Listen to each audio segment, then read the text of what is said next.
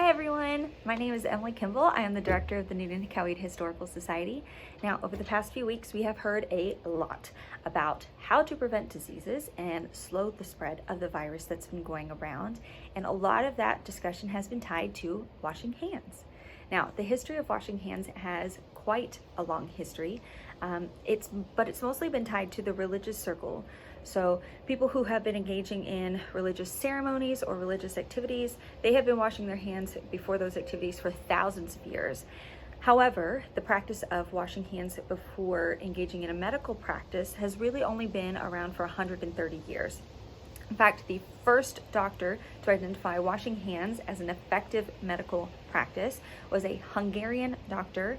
His name was Ignaz Semmelweis. He was a physician in Hungary, and he worked in the maternity ward, and he noticed that between his two wards, the doctors and student doctors that were performing surgeries in one ward had a much higher death rate than the midwives. So he was trying to make a connection as to why this was happening. And he realized that the doctors and student doctors were performing surgeries right after performing autopsies.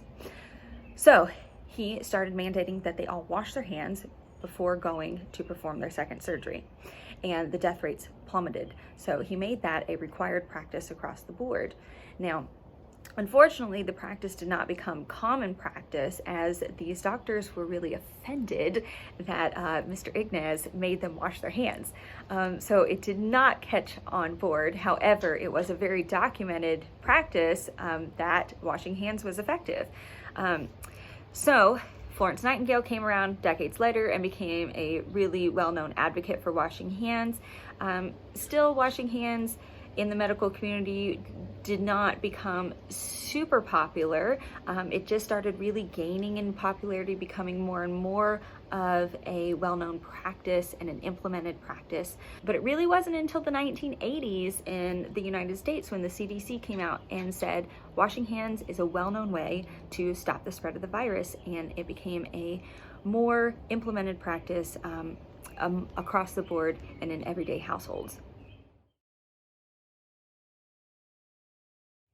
So I am sure that we all have heard by now the recommendations on washing our hands. You have to wash your hands for 20 seconds, or you have to sing happy birthday 2 times in order to make sure you wash your hands for the right amount of time.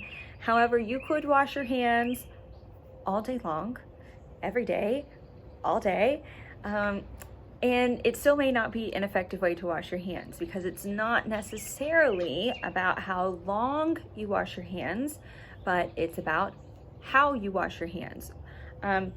So we're going to do a little experiment today to make sure that we're washing our hands the proper way. So I have my gloves here. I'm going to put them on. All right. Here we go. Whoop. And I've got my paint. So the paint is going to represent soap, okay? And we're going to talk about the proper hand washing technique, okay? So we know that we have to wash our hands for a good amount of time, okay? At least 20 seconds, at least, probably longer, to be on the safe side, okay? But we need to know that we need to wash our hands properly. All right, so here we go. Here's my soap, okay? Plenty of soap here. All right, so I'm gonna start washing my hands with my palms, okay? And this would be, I think, how most people would start washing their hands, all right? Lather up the palms, right? Okay, so here we go. And as you can see, my palms have soap on them, okay? But if I stop here, here's all the germs all around my hands, okay? I have only gotten germs off of my palms, which is no good at all. So I also need to wash my fingers, okay? So it's important to get in between your fingers. See the white spaces? That means I haven't covered it in soap. All right, so I'm gonna go in between my fingers here, all right, and make sure that they're lathered up. I'm gonna concentrate on my nails as well, all right? Make sure that they are covered in soap as well, okay? And oh, things are starting to look better here for me. I've got less germs, okay? But still we see some white spaces. All right, so I've got to get the backs of my hands. All right, so I'm gonna take one hand, lather up the back of the hand, lather up the back of the other hand, okay? And I'm getting a lot closer here. My hands are almost germ-free, but I see a big spot on my thumbs. So I gotta make sure that my thumbs are covered. And then I've washed my thumbs as well. Okay.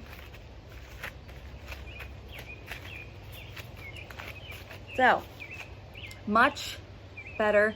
And now I see that my hands are completely covered in soap versus just having my palms covered in soap, okay?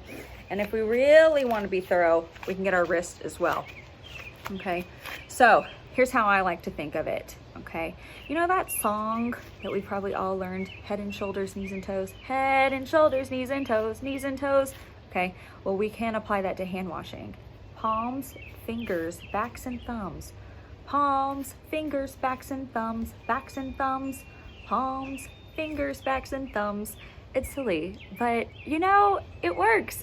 And we gotta do what we gotta do to help stop the spread of this disease, everyone, okay? So stay safe, wash your hands. We know from hundreds of years of research that hand washing is so important. It stops the spread of disease. It helps us be healthy. And it's really one of the only ways right now, because we don't have any sort of medicine, it's really one of the only ways right now for us to help stop the spread of the coronavirus. So wash your hands. Anyone who washes their hands properly an extra 4 or 5 times a day can cut the spread of this disease by a quarter. You reduce your risk by a quarter. That's what the research is saying. So wash your hands properly, wash them a proper amount of time, cover your whole hands, okay? Palms, fingers, backs, and thumbs. Stay healthy and stay safe. Bye.